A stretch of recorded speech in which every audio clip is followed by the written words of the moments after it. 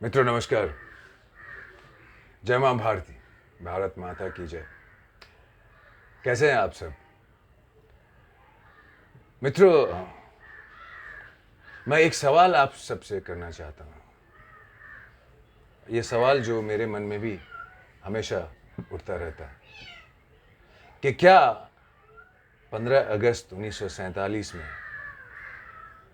हम वाकई में आज़ाद हुए,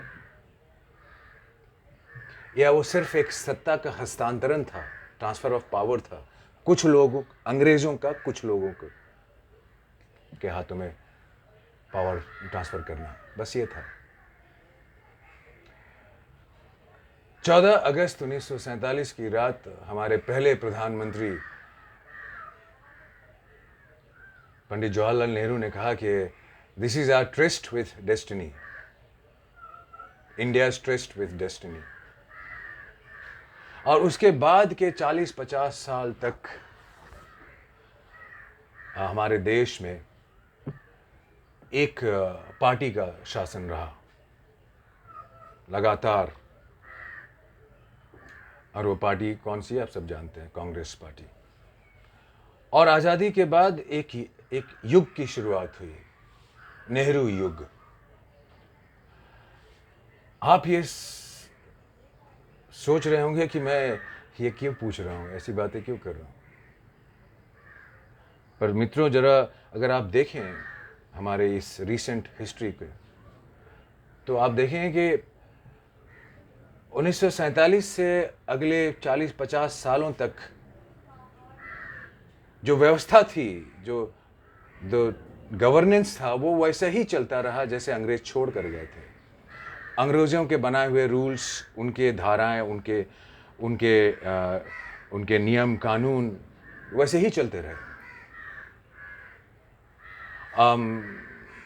किसी भी ऑफिस में आपको किसी भी बड़े ऑफिसर से, किसी बड़े आदमी से अगर आप बात करनी है आपको, और आपको पढ़ा लिखा अपने आप को बताना है, तो इंग्लिश में बात करनी है।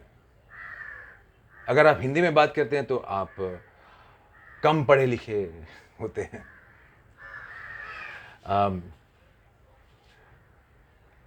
ऑफिस के काम के लिए जो भाषा, जो लैंग्वेज चलती थी, आज भी चलती है, वह इंग्लिश। क्या इंग्लिश हमारी भाषा है? अंग्रेज़ों की वो भाषा जो आज भी हमारे समाज में, सोसाइटी में रची बसी है। माता पिता अपने बच्चों को अगर किसी स्कूल में दाखिला देना चाहते हैं तो पहले ही देखते हैं कि इंग्लिश मीडियम है कि हिंदी मीडियम है। अगर इंग्लिश मीडियम है तो वो बहुत अच्छा स्कूल होगा, अप मार्केट हाई स्टैंडर्ड का स्कूल होगा। और हिंदी मीडियम में पढ़ने वाले, लोकल भाषाएं पढ़ने वाले जो हैं, वो ऐसे ही होते हैं। संस्कृत तो खैर, जो सबसे पुरानी भाषा, देवताओं की भाषा जिसे कहा गया है, वो दूर दूर तक उसका कोई अता पता नहीं, कोई जानता भी नहीं है। और एक और बहुत कमाल की बात मैं बताना चाहता हूं। वो राजपथ जो आज कर्तव्य पथ है, वो पहले होता था किंग्स वे और क्वींस वे। उसका हिंदी में उसका नाम बदला गया, तो क्या रखा गया? राजपथ। उसी राजपथ पे जहां आज पिछले 1.5 साल पहले जहां पर सुभाष चंद्र बोस की मूर्ति लगाई गई, वो एक कैनपी बहुत पहले से हुआ करता था, अंग्रेजों के ज़माने से।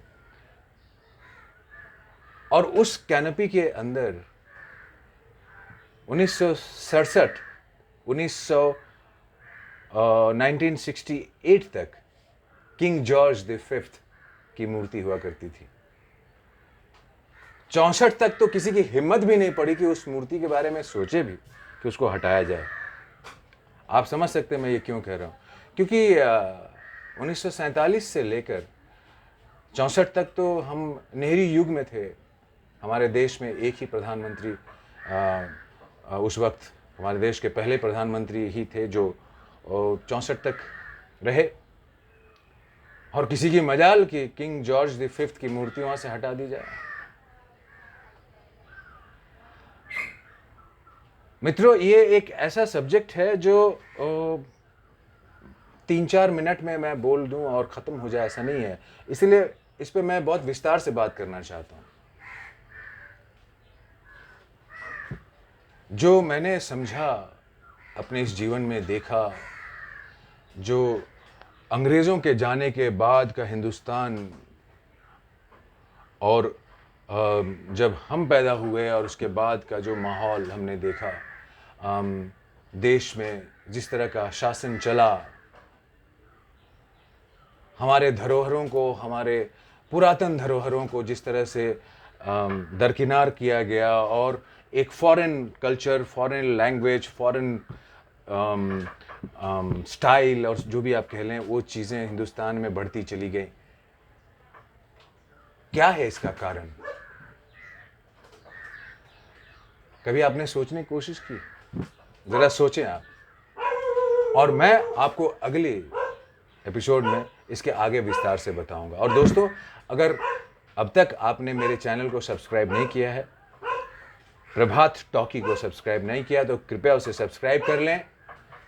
मेरे वीडियोस को देखें, अंत तक देखें, उसे लाइक करें, शेयर करें और हमें अपना साथ, आपकी शक्ति हमें दें, ताकि हम इसी तरीके से आपके सामने एक नए बातों को लेकर, नए मुद्दों को लेकर आते रहें। धन्यवाद मित्रों। वंदे मातरम।